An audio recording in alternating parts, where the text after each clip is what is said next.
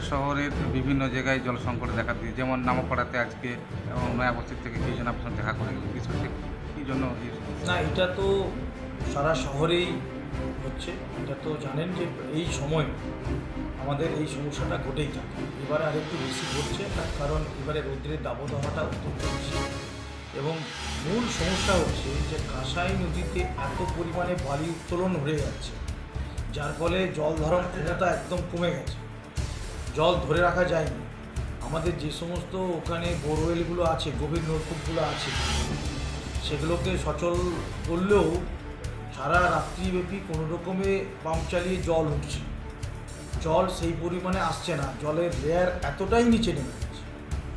তো এটার জন্যই জলের সংকট দেখা দিচ্ছে। সেই সঙ্গে বিভিন্ন জায়গায় আমাদের হাউস কানেকশন চলছে, ফলে মানুষ আরও বেশি করে জল বাড়িতে নিচ্ছেন। আচ্ছা, বেশ কিছু জায়গায় অযথা জল ব্যবহার ঠিক হচ্ছে না, মানুষ ঠিকমতো অপব্যবহার করছেন, অযথা জল নষ্ট হচ্ছে। এগুলো আমরা যাতে না হয় তার জন্য অলরেডি কাজ শুরু করেছি। কিছু কিছু জায়গায় পাইপলাইনেরও সমস্যা রয়েছে, বিভিন্ন টেকনিক্যাল সমস্যা হচ্ছে, প্রেশার কম হচ্ছে, টেকনিক্যাল সমস্যা হচ্ছে, যে বিষয়গুলো আমরা খতিয়ে দেখছি। আশা করছি এই সমস্যাগুলো মিটে যাবে। আপনি বলেছিলেন কংসাই নদীতে চেক ড্যামের ব্যাপারটা কতদূর না, কি হলো? এটা তো আমরা প্রস্তাব রেখেইছি যে বর্ষার জল ধরে রাখতে হবে, 12 মাস জল ধরে রাখা যায়, শুধু বর্ষার না, বর্ষায় তো স্পেশালভাবে 12 মাস কাঁসাইয়ের এখানে যেখানে পাম্পগুলো চলে সেখানে যাতে জল আমরা ধরতে পারি, সে বালির ডিপোজিটের মাধ্যমে হোক বা চেকড্যামের মাধ্যমে হোক, যেভাবেই হোক। কীভাবে, এটা তো এক্সপার্ট যারা নদীগর্ভে কীভাবে জল ধরে রাখার নিয়ম আছে না নিয়ম আছে, এটা তো যারা বিশেষজ্ঞ তারা বলবেন, ডিপার্টমেন্ট বলবেন, ইরিগেশন বলবেন, আমাদের তারা বলবেন, সুইট বলবেন, তারা এইসব জানাবেন। এখন আমি আমার দপ্তরকে, ইউডিএমএ দপ্তরকে এই সমস্ত রিটিনভাবে মিটিংয়ে সরাসরি মুখ্যমন্ত্রীকে, সরাসরি রাজ্যের মন্ত্রীকে সমস্ত বিষয়টাই অবগত করা আছে। আপনারা তো দেখেছেন রবীন্দ্র ভবনে আমি পরিষ্কার মুখ্যমন্ত্রীকে বলেছি যে 21,124টা বাড়িতে সংযোগ হবে, কিন্তু আমার জলের সোর্স নেই, আমাকে জলের সোর্সের ব্যবস্থা করতে হবে। উনি তৎক্ষণাৎ আধিকারিকদের বলেছেন, তারা দেখেছে, কিন্তু কাজটা যে কারণেই হোক এখনও সম্পূর্ণ হয়ে ওঠেনি। এর মধ্যে 14 এমএলডি জল আসার কথা জায়গা প্রজেক্ট পুকুরমণিপুর থেকে, সেটাও এখনও এসে পৌঁছয়নি, জমি জটের সমস্যা রয়েছে, যার কারণে এই সমস্যা হচ্ছে। আশা করছি আমরা কিছু নিজস্ব স্পট সোর্স তৈরি করে আমরা এই ব্যবস্থাগুলো নেব, যাতে মানুষ অন্তত একবেলা হলেও, এবারে যেটা নিয়ম করেছি যে স্ট্রিট ট্যাপ আর আপনার ঘরের কানেকশন, হাউস ট্যাপ দুটো একসঙ্গে খুলবে। যারা হাউস ট্যাপ নিচ্ছে তারা হাউস ট্যাপে জল নেবে, যারা স্ট্রিট ট্যাপে, যাদের হোল্ডিং নেই, যারা বাড়ির সংযোগ নিতে পারেনি, তারা স্ট্রিট ট্যাপে নেবে। এই জন্য তো এই নিয়মটা করা হয়েছে, সবাই যত খাবার জলটুকু পাক, এই ব্যবস্থা আমরা রেখেছি।